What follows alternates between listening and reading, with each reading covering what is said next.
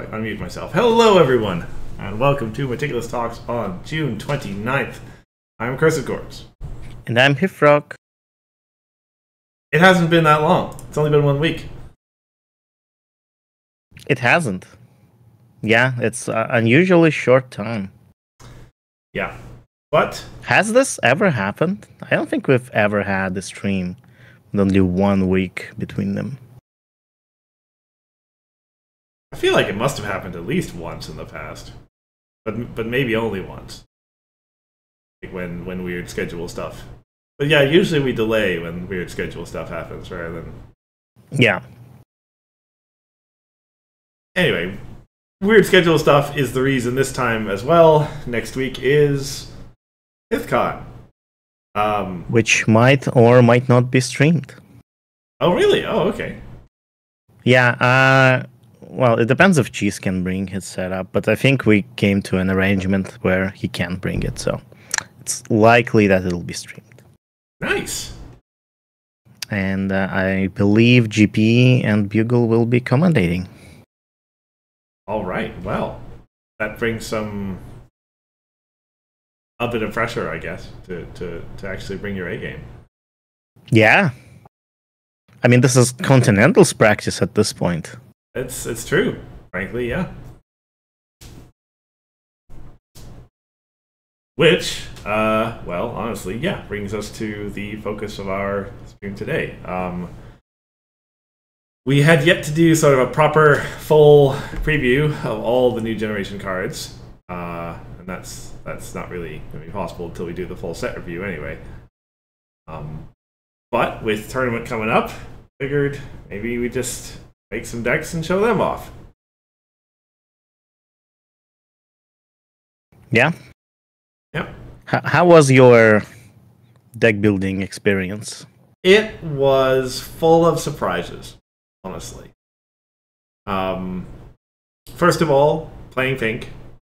I guess let that spoil out of the bag, and having to live in a world without belly flop, very felt strange. Well, asterisk. I mean, yeah. Also, I feel like, without us noticing, all the yellow resource removal rotated out. And it's like there's like almost none of it left now, it feels like.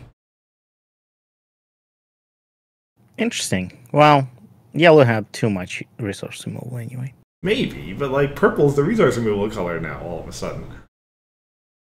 Always has been. Always has been, I guess. Yes, I'm playing pink yellow. I guess I've said that much. No one will ever guess what colors I'm playing. Ever. Are you doing HithRock things? I am kind of doing HithRock things. But it was challenging to do HithRock things. Because you see, I have to play Pip. And Pip, I don't think she's really a control main. But I'm doing it anyway. Okay. So, I haven't really looked at your deck that much. Or have you looked at mine much? So we're kind of just workshopping and introducing to each other. Mm-hmm. Who would you like to start? Or I suppose I ask, would you like to start, perhaps better? Sure. We can start with mine. Okay.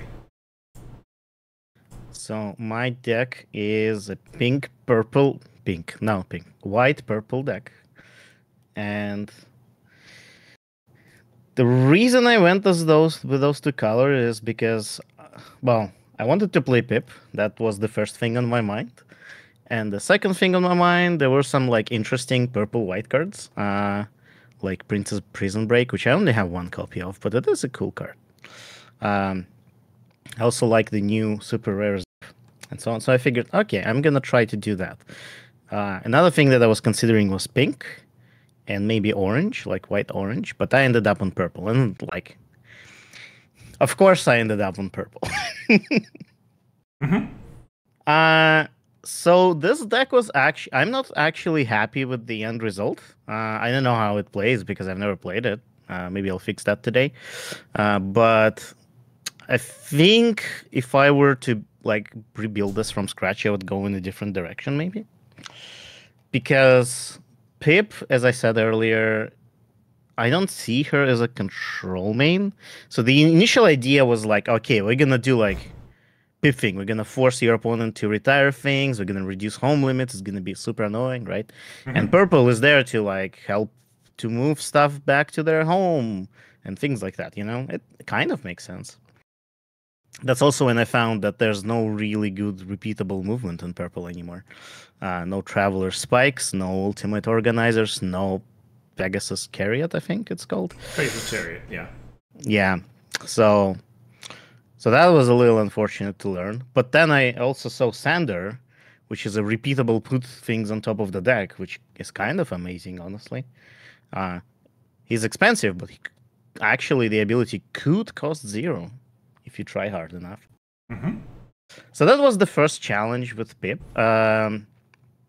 I was trying to build a control deck, and the idea was like you force to retire, maybe you steal some friends, but generally, like, what are you gonna do with your your opponent's friends?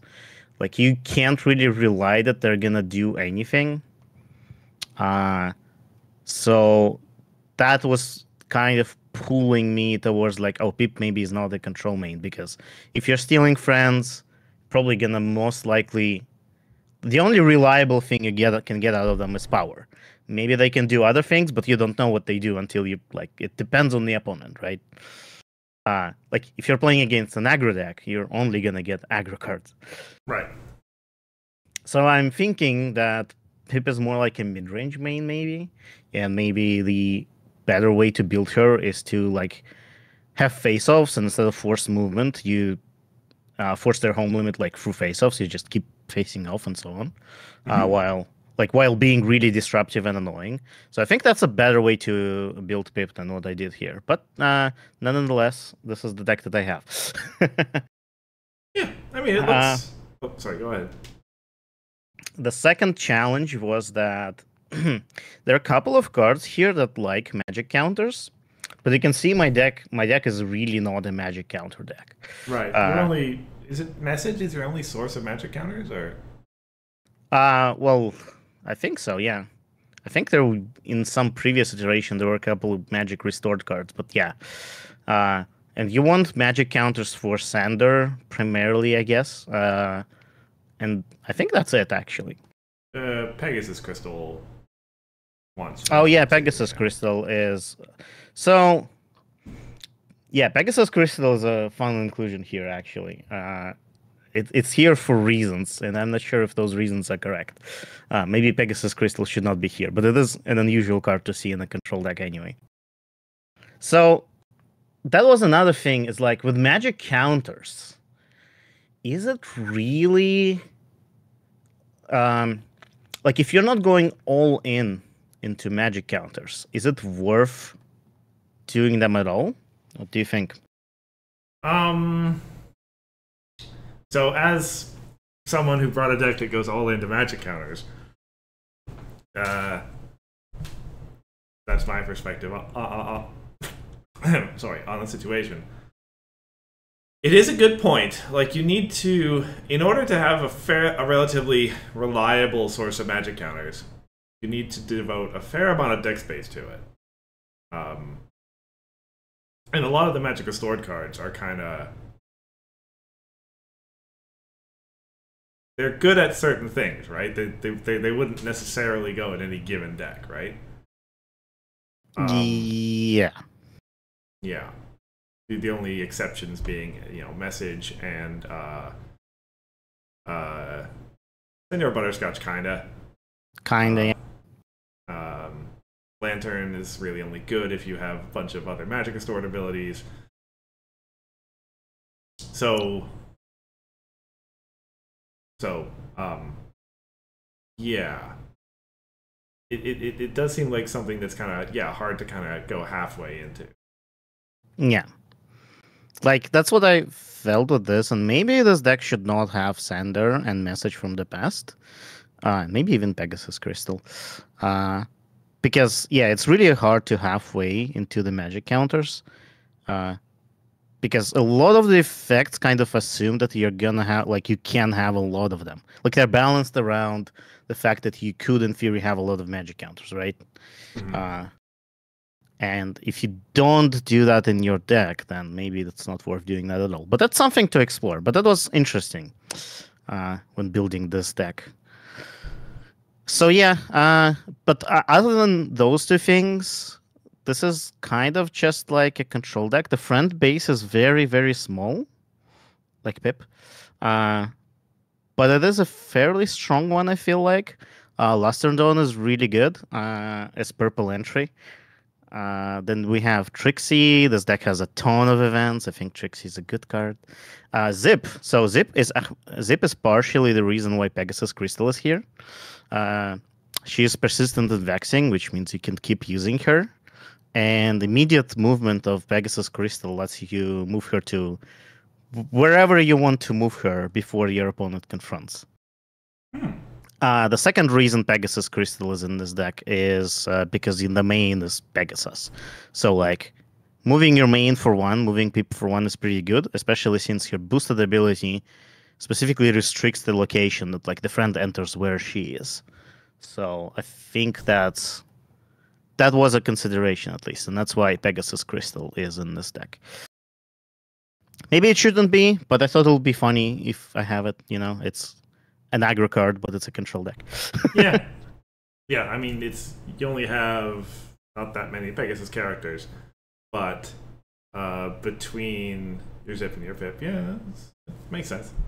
I mean, I always have my main character. Right, at least. Yeah. And the extra ability of like Troublemakers don't prevent Pegasus characters from confronting. If you have Zip and Pip and like Grogger, or the other epic, Sprauticus Maximus. Wow, that's a mouthful. It's useful to sit behind it and being able to confront the problem, a thing to do. Like, yeah, but you do need magic counters. Yeah, that was legitimately something that I kind of struggled with too. I felt like as a control deck, I wanted to run too many epics, and I needed to actually be able to confront stuff. Yes. Yeah, and like Pegasus Crystal, I think, is a good solution for that. So, like, maybe going into this direction more, like more magic counters and more Pegasi in the deck, but still a control deck could be an option. Another thing is, with the Princess Prison Break, I actually had 3 copies originally of this card in my deck. Then I kind of cut it to 1. But the cool trick you can do is you can put Grogger into play, and like having Grogger in the banish zone is actually a good thing. Oh, wow. Yeah. Face up Grogger in play and a banish Grogger. That's pretty good. Yeah. That's a little combo there. But yeah, I don't think I have too much to add. Yeah. Yeah. So, for those, I guess, unaware, we're going to be playing each other after this. And so, obviously, I'm looking at this and thinking, like, what am I going to do about this? And I actually think you have a pretty good chance against me. I think this deck just dies against anything that's not aggro. Really, yeah?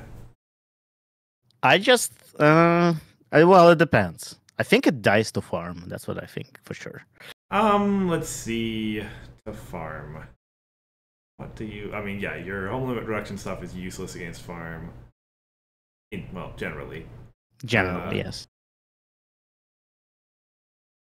Got your 3 worn outs. So the infinite resource removal is not bad against the way that farm usually plays. But it's also like not really like magic counters are hard. So hard. Yeah. Maybe I should have Senior Batterscourge in here, but like confronts are also hard. Yeah, that's a good point.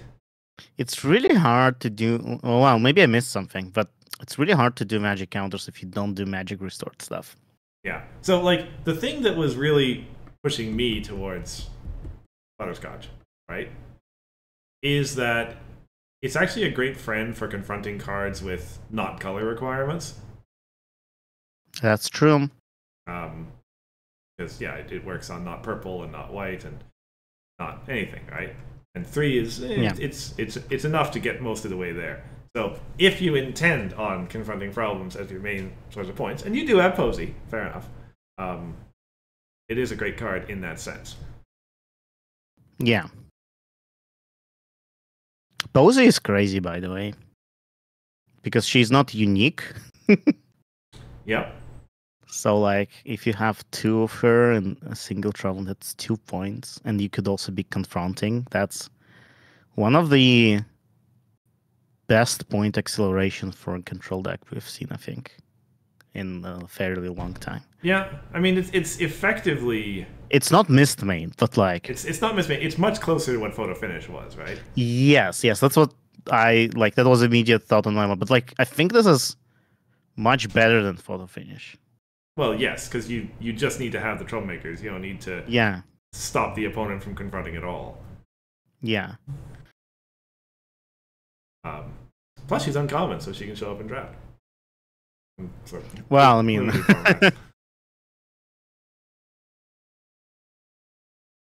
So, yeah. Contoniac is such a weird card. It's like... Against your deck, I think I just sideboarded away, honestly. Maybe. We'll see. Yeah. Anyway, yeah. Maybe we'll let the people look at my deck too. Sure. And I get to talk a little bit about stuff. So I had a bunch of ideas. Kind of looking through the set. Let's see. I first wanted to do like an easy purple thing. And then I wanted to do like an orange-yellow thing with Grogarmain. And then I saw a certain pink-yellow card, Opaline Arcana. And my eyes lit up. I was like, okay, I'm just going to go all in on -1 power counters and see what we can do with that. So here we are. Now, this isn't all in. There are other cards that can apply -1 power counters. Some of which do not require me to go into orange. What's the name of that yellow card? Is it... There is like another yellow card that does Sunburst? No, a just yellow card from the new set. Oh, maybe.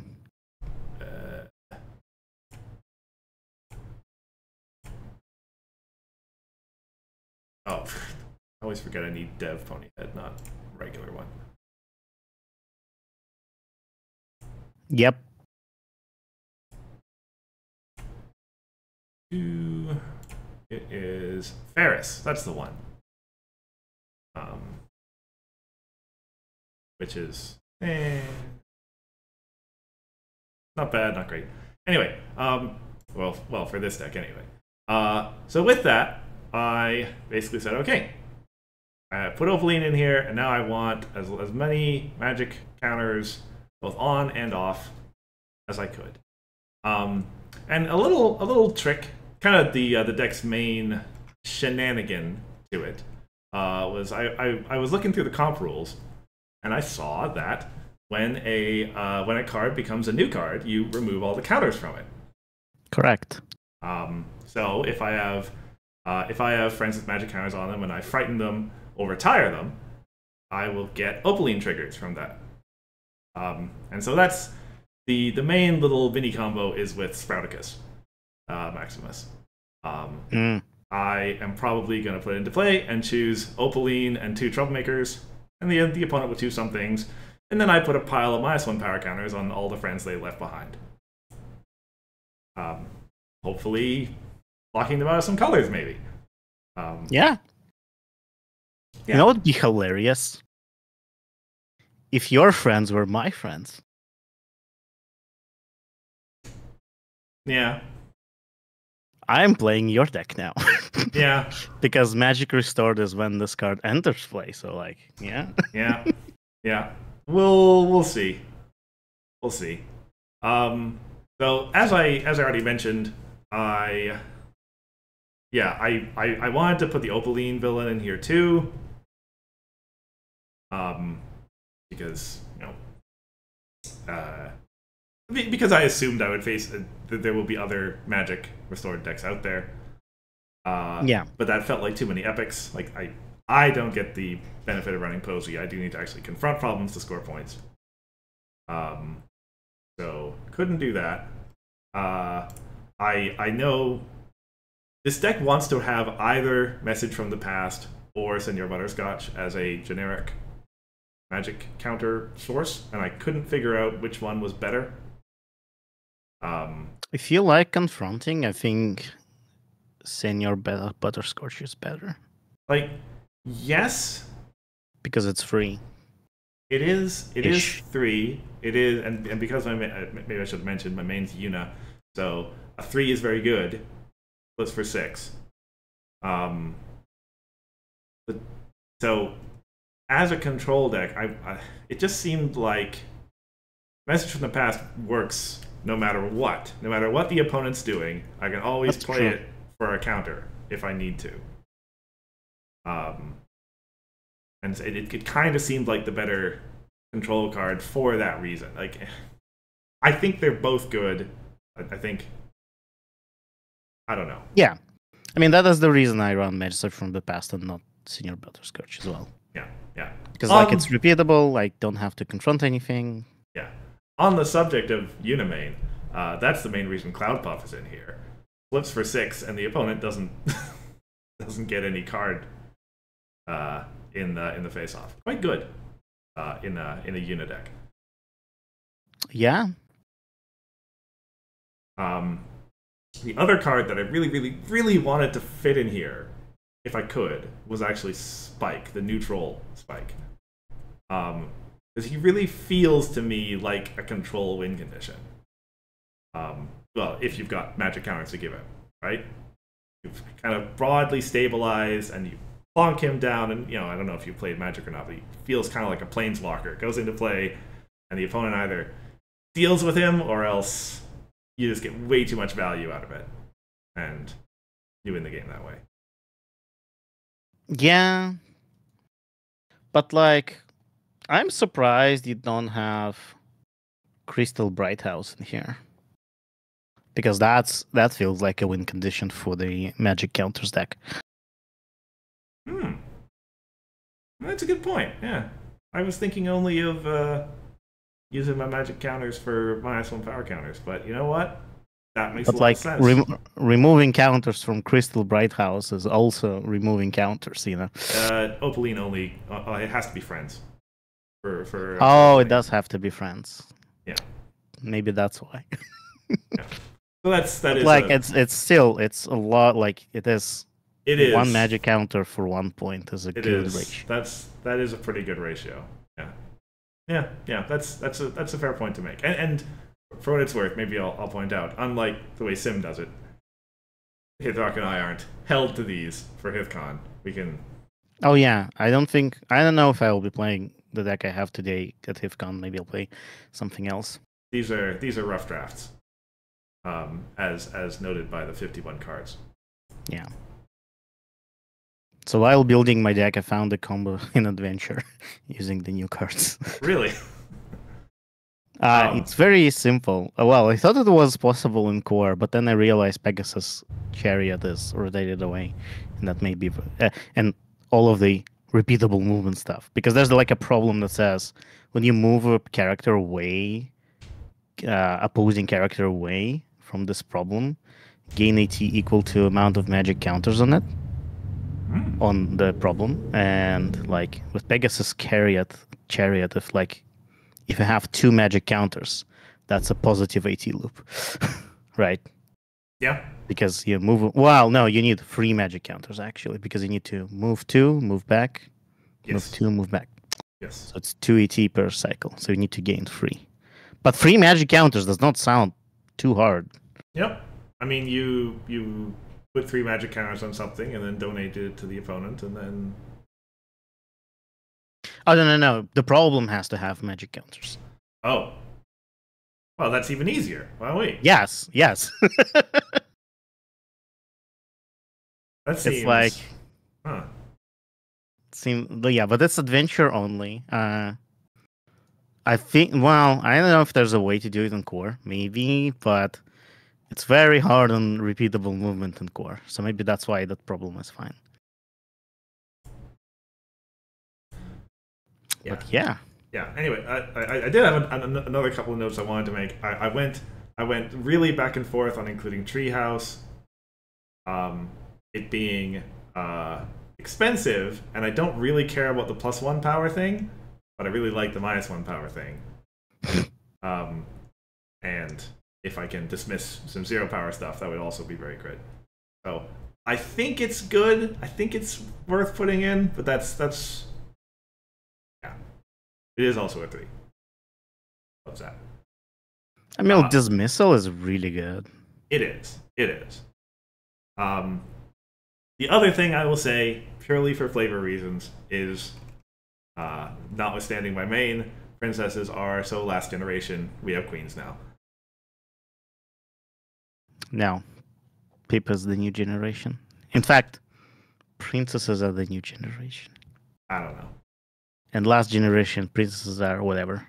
Queen Haven is in here as a Magic Restored card, but also because the face-off critter proc will trigger Flutter Swarm as well. Yeah. And then I realized, I probably can reliably hit the Unity for Queen Novo, so sure, throw her in there as well. Go for that double queen. Why not? I don't know if she's actually needs more Pip. Needs more Pip, huh? I don't know. It's also a little too conservative on entry for your taste, I'm well aware. 8 entry cards in control deck. Wow, I have 6. Well, maybe I do have 6. If you don't count the white entry, which is kind of entry, I guess, with the white main. Yeah, and to my earlier comment about resource removal, it's just Raccoon Rampage, which which I might not be particularly happy to play because I have some very important resources. However, there's a new problem. Well, not new. Prize Wheel. The community designed one, Cumbersome Couch, is potentially pretty good, actually. As if it means I don't have to retire one of my own resources for a Raccoon Rampage. Can we replace a replaced thing? I think we can, right? Can you have a chain of replacements? I think you can. I think so, as long as there are no costs involved. Oh god. So Jubilee and Cumbersome Couch is something really terrible. Huh. That's interesting. If you have like a resource that retires itself or something, and then you could just... Well, infinite power counters is not necessarily... Yeah, it's not... So, because you can do Raccoon Rampage any number of times you want, but it has to be a new trait every time. Yeah, no, that you can't sustain that. Yeah. You need a resource that retires itself, without retiring being a cost. Right. Which is the complicated part. Yeah. Well, leaving play. Maybe. I don't know. I'm sure there's a way to do that.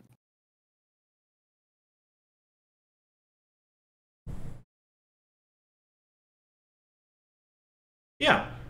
Anyway, that's the basic principle. I feel like the deck is built around Opaline, of course. If we don't find her, I think we still have enough sort of general purpose utility between the pink removal and some other things to not roll over and die. It'll be interesting to see how this fares against the removal heavy deck, where you just don't get Opaline. Like, he hits play, she hits play, gone. And like, it is that kind of card. When I saw Opaline first, I was like, oh, maybe there's like a combo deck here where you can just have like whatever your opponent puts in play, just reduce it to 0 every time. Mm-hmm. Also, the card I was thinking of before the stream that it says move counters. It does not say redistribute. It says move them, and I don't know if it means remove and then put, or Yeah. it does, like what does move mean? That is a good. Like, yeah, that was something that I thought about too. Whether move / redistribute counters counts as removing and putting counters on or not. Redistribute might not, but move, I don't think move is defined at all. Like, is move a real thing? Moving counters, I don't think we've ever had the templating like this. Okay, well, something to consider, I suppose. Yeah, it was an Allura card, but it was pink-purple.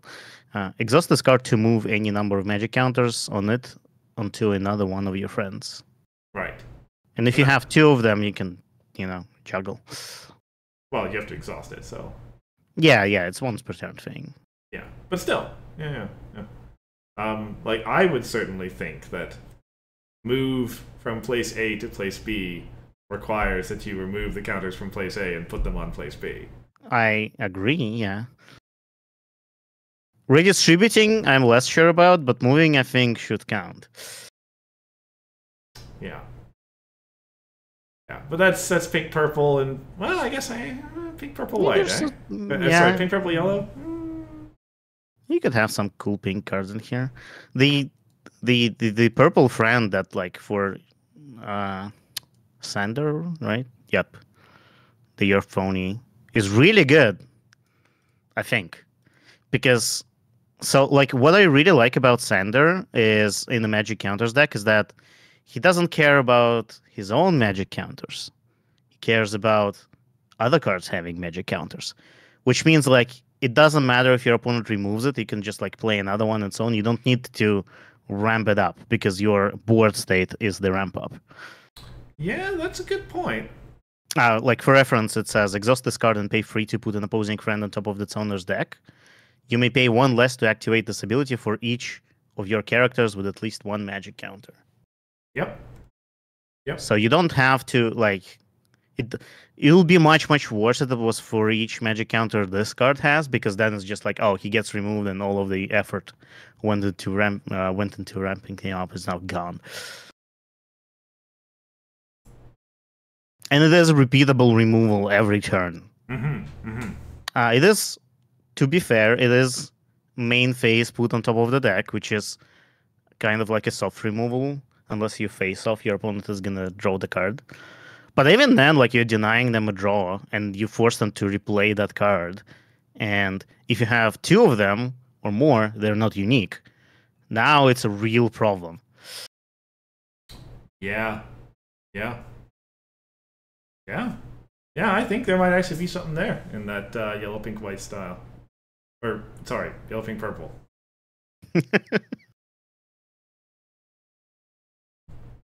I guess last point that I'll make. I was very used to the concept, the idea of there not being a yellow main or a pink main to work with this style of deck. And indeed, I was going to run Izzy at first. But then I remembered. Thank you, Cheese. Thank you, Big Cheese. Yellow-pink control with Yuna was a thing once upon a time. Yeah. It still is. I think Yuna for Troublemaker control is a good main. Well, I know about good, but, like, reasonable main. Because having 6 flips is really good. And, well, as long as you have 3 power cards, which presumably you do. This deck's got a lot of them. Yeah. 22 3 power cards. Yeah. I really do hope that Magic Restored thing continues in the further sets, so we get more options for how to get magic counters and what to use them for. It'll be unfortunate if it was just a one set thing. Yeah. At least to me. I agree. Like, they've even in just this set, they've shown so many cool things you can do with the idea of text around counters. But yeah, there's Yeah. so much room left to explore. Yeah. And I do hope that the gap, I don't know, maybe I missed the card, but it certainly feels like there's a gap like between doing or going all in magic counters and not doing them at all. It's really hard to do something in the middle. Maybe it is easier in some other colors, not the ones I've tried, but it'd be nice to have like a card that, you know, kind of helps you to bridge that gap and do halfway magic counters things. But maybe that's not the intention. I don't know. Maybe the intention is you like either go all in or you don't do it at all. Yeah, we'll see. Yeah. Also, I think your deck wins against mine, but I mean, like, so I am concerned about the possibility of, like, you know, if all your stuff has 0 power, it doesn't even matter. You still just score with Posey. well, yeah, but then you need to have troublemakers, and you have like 6 flips, and also forcing you to retire things when you're not an aggro deck is a little harder. But only a little bit. But it is hard, like, because you don't face off generally. I have to move your stuff myself. Yeah. Well, Also, yeah, go ahead. I will be doing face-offs. It'll just be Queen Haven against an Epic and sending a critter token home. Yeah, so like that's another thing. This deck is kind of weak against tokens because like they just retire tokens, and I probably don't even want to pay 180 to get one measly token. Yeah. Another thing is what was I gonna say? Oh, I thought like, okay, I'm gonna play Pip. I'm gonna play like a Troublemakers, and then I'm gonna play Cozy Glow Troublemaker. You know, the one that forces your opponent to retire something before they challenge. And I was like, oh yeah, that's gonna be cool. And then I realized Cozy Glow is friends forever, so she's not in core. Yep. Man. And it's like, oh yeah. Aw, sad. But you haven't seen that episode yet, but you'll see it very soon. Interesting. I suppose I will. It's Pip saying sad. Sure. It's interesting that is a specific episode and not just a thing that happened. Well, it's kind of a thing that happened, but it was very cute. Anyway, yeah, short stream this week. But those were our 2 little entrances. Next week is HithCon. And then we'll be back onto our usual schedule. So from today, it's going to be 3 weeks. Next stream will be July 20th. Yep. And it's going to be probably HithCon results. Probably HithCon results. And then, at that point, we're into the thick of getting ready for Continentals. And, well, frankly, at the rate things are going, who knows what will have happened by that time. Well, I'm guessing if the plan is to release the set before Continentals, we would have to do the big stream before Continentals, whatever date that would be. God. And it would be really funny to make predictions and then have them completely debunked 2 weeks later. Yeah. I mean, yeah, well, what date is Hour Free this year? 24th.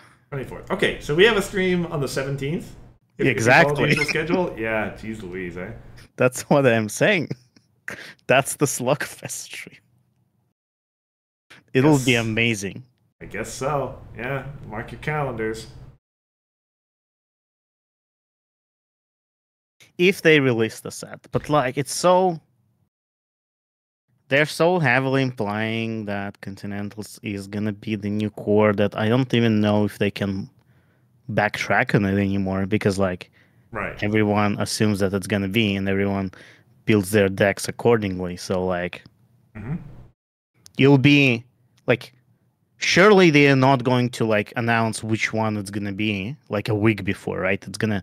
it should happen at least like a month in advance, I think. Yeah. Which Otherwise, it's not gonna be. It's yeah. not gonna be very fair, I think. Yep. Yeah, that makes sense. So very soon then. Yeah, in like a couple of weeks, I'm assuming. All right. Well, anyway, that is going to be us for today. If you're in Canada, have a wonderful long weekend. If you're in the States, enjoy your Thursday off next week. Otherwise, yeah, I've been Cursed Chords. I've been HithRock. We will see you in 3 weeks on July 20th. Bye.